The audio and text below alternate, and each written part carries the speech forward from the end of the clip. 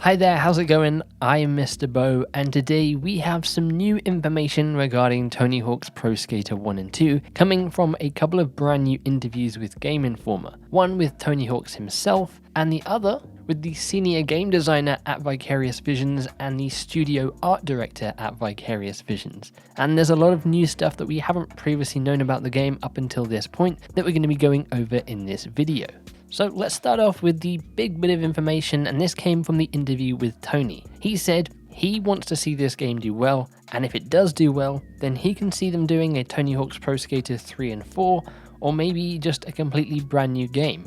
He sees this as the starting off point for hopefully a major return for the Tony Hawk's Pro Skater franchise. And I think that's awesome to actually hear from him that he wants this to go on beyond just this remaster.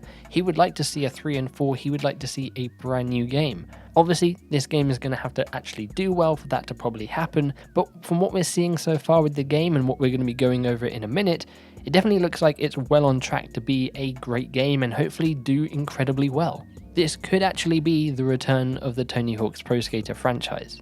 And we didn't really get much else from the interview with Tony. I think most of these interviews were probably done when the game first got revealed because they didn't really talk about any of the new pro skaters or stuff like that. So I have a feeling these are maybe older interviews that they've only just put up now. With that being said though, the other interview with the two developers from Vicarious Visions actually had a lot of information. The first thing to note is that the senior game designer working on this game, his first ever job within the industry was testing Tony Hawk's Pro Skater 1. So this guy knows what those games feel like. And throughout this interview, he basically just keeps saying that the gameplay is king here. Which he's not wrong, the gameplay is king here. It needs to feel like those original games, and the fact that the senior game designer working on this game was a tester for those original games, hopefully should give the people who are maybe a little bit cautious about this new game a lot more hope in it. And then the other person in this interview, the studio art director, actually started working at Neversoft with Tony Hawk's American Wasteland, and then went on to work on a couple of other Tony Hawk's games after that, like Proving Grounds. So it's safe to say that Vicarious Visions know what they're talking about when it comes to good Tony Hawk's games.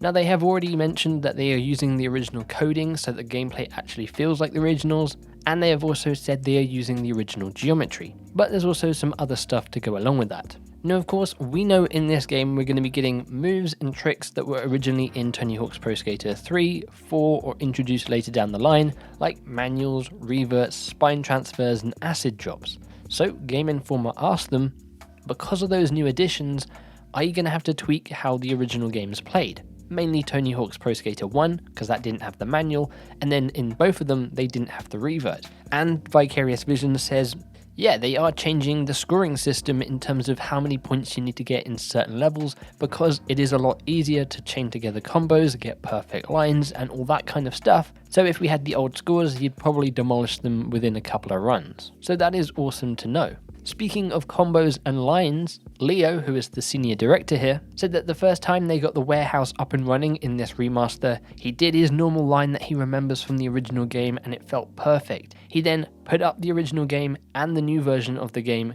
side by side and said it was running pretty much frame by frame exactly to the original game. They have said this game is running at a locked 60 frames per second, so you're not doing some awesome tricks and then the frame rate drops and you bail. So that's really cool to hear. I'm sure when this game comes out, people are going to be doing frame by frame comparisons to make sure it actually is running exactly the same as the original games. But if the developers of this game are saying they checked it out and it is indeed running exactly frame by frame with the original, then that's just good news all around. From there in the interview, they then started to talk about level design and how they are basically lovingly recreating all of these levels. For instance, with the warehouse, they are changing the sort of aesthetic to it a bit. Instead of it being a dull and dark warehouse, it's a little bit brighter, but they talked about how they went to different warehouses in New York and kind of got a feel for what this warehouse should be like.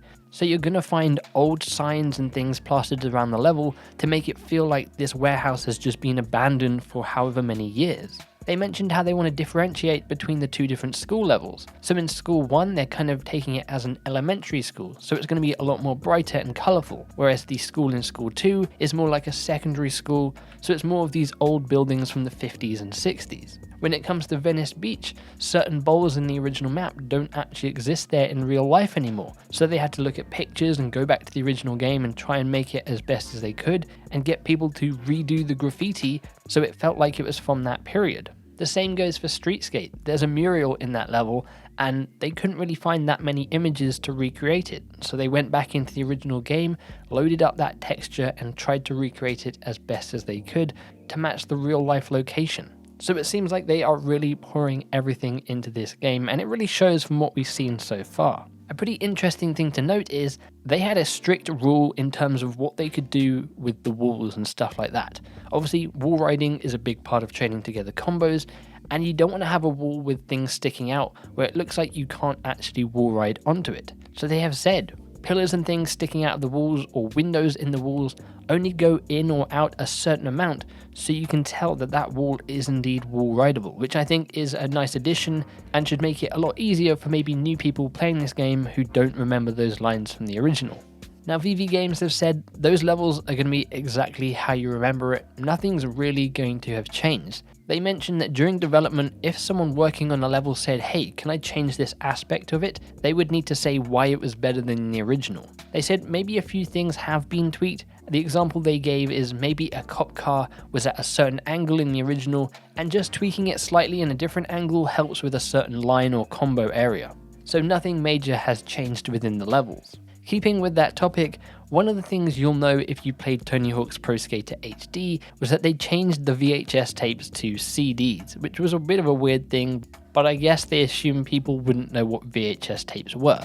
Well, the secret tapes are staying in this game. They are still VHS tapes, and they kind of teased that there's something cool with them. They didn't exactly say what it was. They said something in the UI changes when you're kind of maybe near a VHS tape or when you collect one, and the only thing I can think of at this current time is what we saw in the original reveal trailer. At the beginning, it kind of looks like it's got a VHS effect on the screen.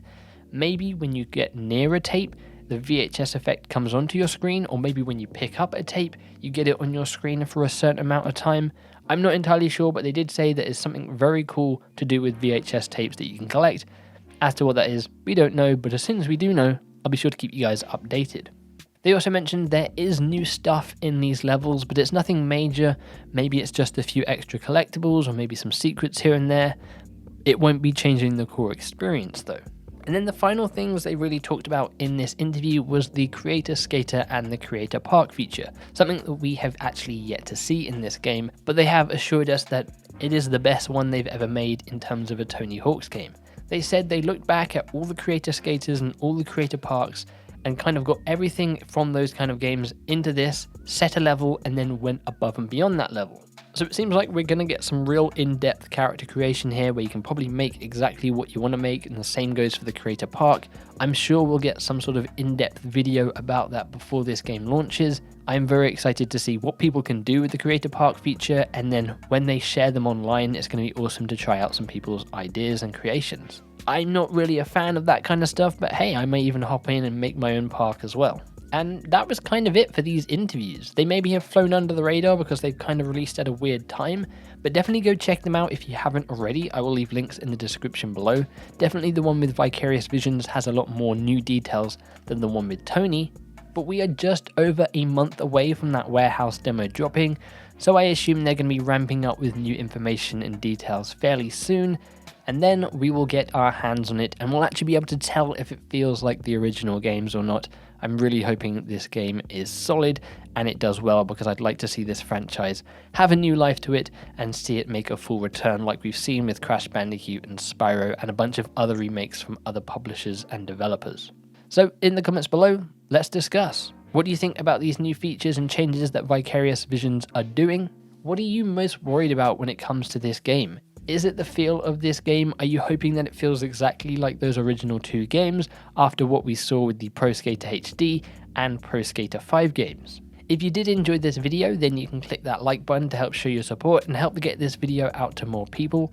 If you aren't already, subscribe to stay up to date with all my content. You can also chat to me and see what I'm up to over on Twitter, so follow me over there at @IamMisterBo, or you can go ahead and join our Discord server, a link to that in the description below. Apart from that though, thank you very much for watching and for hanging out, I do appreciate it, and as always, take care. Bye bye.